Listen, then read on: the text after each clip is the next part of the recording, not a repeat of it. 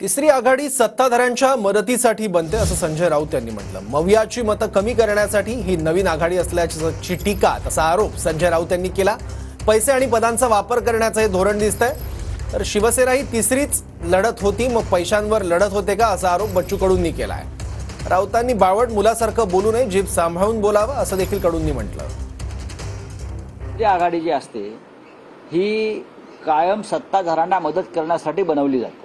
विरोधकांची मतांमध्ये कशी दुखळी माजवता येईल यासाठी काम करतात। आतापर्यंतचा इतिहास आणि अनुभव तेच सांगतो।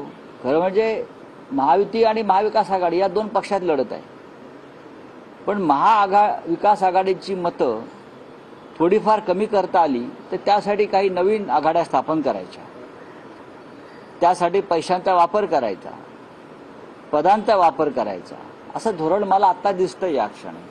संजय राऊत नेहमीच अभ्यास न करता वक्तव्य करण्याची सवय पडलेली आहे। जेव्हा काँग्रेस आणि भाजप लढत होतं देशामध्ये तेव्हा शिवसेना तिसरीच होती ना, मग ते पैशासाठी लढत होती का शिवसेना? ती तिसरीच होती। यांचा काय महाराष्ट्र यांचा सातबारावर महाराष्ट्र सातबारावर यांचाच हक्क आहे। आखरी लढण्याचा अधिकार प्रत्येकाचा आहे। तुमच्यासोबत आलो असतो तर चांगले आहो।